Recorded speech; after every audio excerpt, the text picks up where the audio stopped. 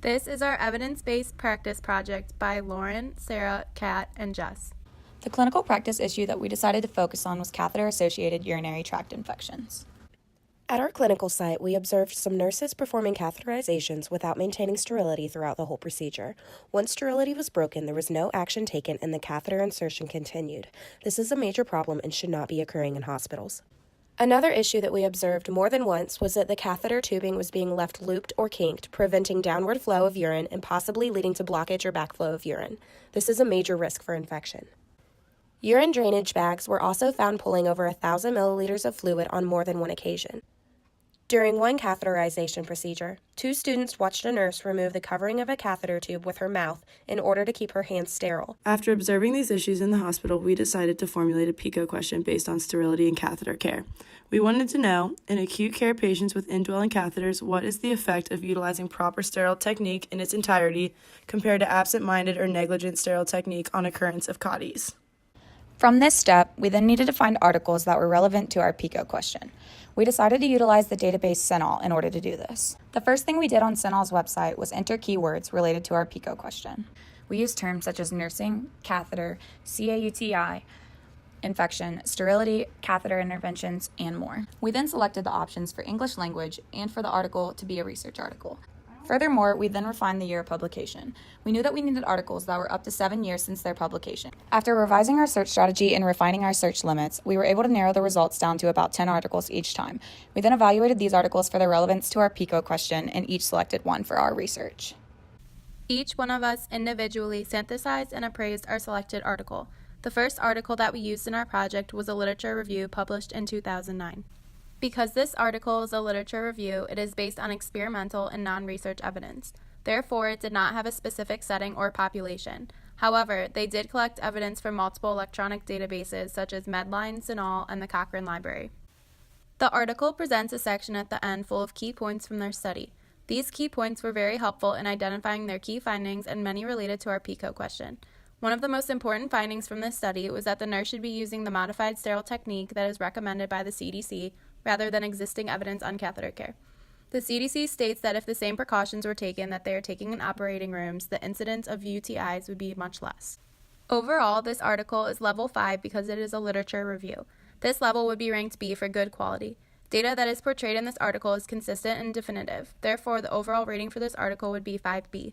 The second article that we selected to use for our project was a quasi-experimental study done in 2017. Information about setting and populations can be found in the methods section. It is stated that the setting is a 442-bed academic tertiary medical center in Southern California. In this medical center, the researchers utilized 2 26-bed oncology units in order to complete the study. This article presented many findings that were related to our PICO question. For example, the implementation of a CAUTI prevention protocol increased sterility compliance in nurses by up to 90% within 2 months. Patient and family education also increased, as well as patient inclusion in their own care plan. By requiring documentation related to catheters and pericare, overall staff unit knowledge increased. The graph on the right side does a great job of showing pre- and post-implementation results on catheter-associated urinary tract infections. Overall, the level of this article would be ranked 2 because it's a quasi-experimental study with no control group and the sample was selected non-randomly. The overall quality rating would be B. The article contains a comprehensive literature review, adequate control, and definitive conclusions. However, they needed a larger sample size in order to prove the true effect that they wanted. This article provides consistent evidence and results. The overall ranking would be 2B. The third article that we looked at was also a quasi-experimental study. This article was published in 2013. The setting and population of this article can also be found in the methods section. This section states that the setting is a 300-bed community teaching hospital in Connecticut. The study looked at all patients within the hospital, therefore it included all beds. This article presented its findings in the results section with a graph to go with it. In the study, the hospital decreased its catheterization rate by 50%, which in turn reduced CODIs by 3.3% a month. This study also utilized biweekly debriefing on current CODI rates, which then created awareness and competition for the lowest rate. These findings support our PICO question by drawing awareness to the clinical issue and showing that reduction of catheter use is a critical component. Overall, this article would be rated level 2 because it is quasi-experimental with no control group and non-random selection. The overall quality rating of this article would be B. This study has a sufficient sample size, adequate control, fairly definitive conclusions, and a fairly comprehensive literature review. The results of the study were reasonably consistent with some discrepancies. Overall, this article would be rated 2B. Our fourth and final article was a qualitative non-experimental study published in 2012. The setting is a university-affiliated hospital in Iran, and the population is every patient who became catheterized consecutively in the neurology, ICU, cardiology, infectious diseases, and internal medicine wards. This article analyzed 344 patients.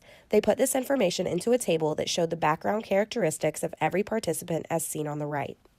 The findings in this article related to our PICO question were the concept that length, duration, sterile technique, closed urinary system, and using antimicrobial agents are all factors in CAUTI incidence. Other findings from this study related to our question would be the idea that the need for catheters should be assessed daily in patients, and they should only be inserted when absolutely necessary. The level of this article would be level 3 because it's a qualitative non-experimental study or systematic review. The quality rating would be B. This is because they had a sufficient sample size for the study design, fairly definitive conclusions, and reasonable recommendations based on scientific evidence. Current practice guidelines related to catheters include sterile insertion procedure and basic care techniques. All of the articles support these guidelines, however, they also supported the fact that other guidelines, such as ensuring the need for catheterization before insertion and assessing the continuation of the catheter daily, need to be implemented. Using our synthesis of evidence, we determined that the translation pathway was good and consistent. Consider a pilot of change or further investigation. The recommendation that we made based on our findings was focused on staff teaching and reinforcement. Nursing staff must be educated on the prevalence and prevention of UTIs. From our clinical site, we became aware that many nurses do not follow sterility guidelines, and reinforcement is needed in order to reestablish correct care. Overall, our practice recommendation would be to implement a standardized UTI prevention protocol to increase sterility and care compliance throughout the whole staff. Some ways in which this can be implemented are listed below. The first step in reducing CAUTIs in hospitals is making sure that nurses follow catheter guidelines that are already in place. Many nurses are not doing this and have become accustomed to their older practices. Some other implementation ideas that we came up with were monthly meetings to discuss sterile catheterization among nurses. We also discussed the concept of providing a continually updated rate of infection due to catheters. This will help hold nurses responsible and help them see the severity of the problem. We also discussed that nurses should be required to perform checkoffs every 6 months in order to stay up to date on current catheter guidelines and in order to be able to do them in patient care setting. Another concept that we discussed was allowing nurses to have the autonomy to make decisions about catheters because they see the patients the most. All options such as external catheters and urinals should be considered before deciding to insert a catheter.